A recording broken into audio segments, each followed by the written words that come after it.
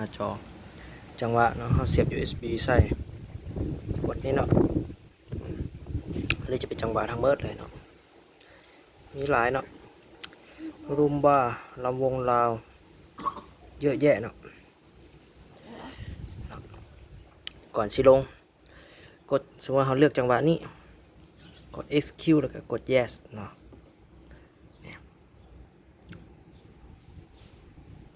นี่มันจะ complete แล้วก็โอเคเนาะจังหวะนี้เนาะเมื่อกี้เราลง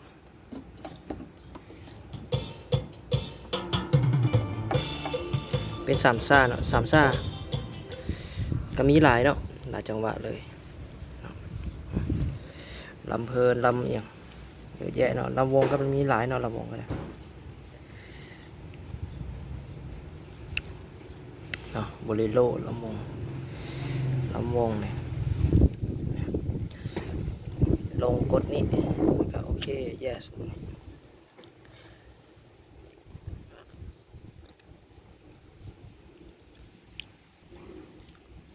เดี๋ยวจะสาธิตวิธีการ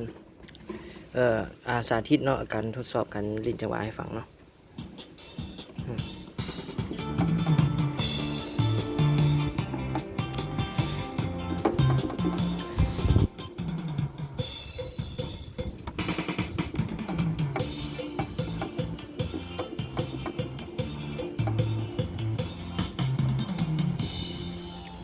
จะประมาณนี้เด้อเนาะ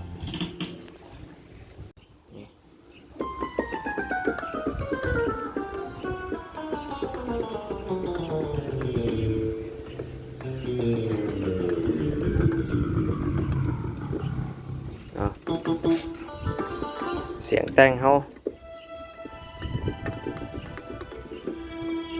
เสียงแต่งเนาะ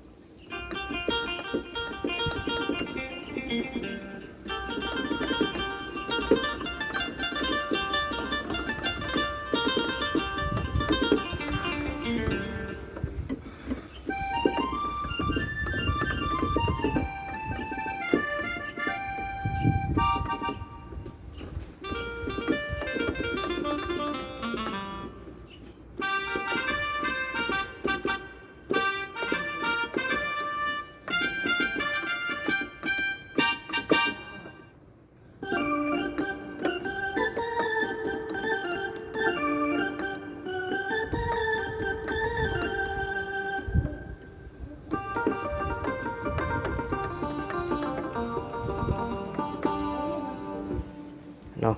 มีหลายเสียงเขาสามารถ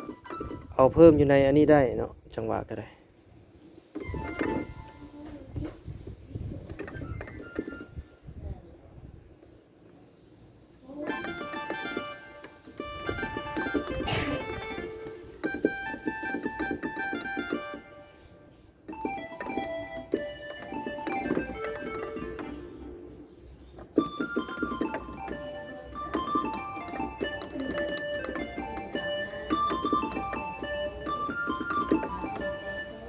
เนาะเซฟเสียงกันให้จังซี่เนาะในการเซฟเป็นเสียงที่เหมาะกับการใช้งานตัวจริงเลยเนาะส่วนหลายที่ว่าเอามาแต่งใส่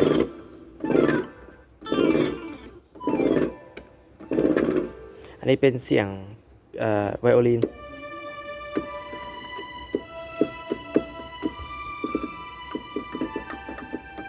ประมาณนี้เนาะ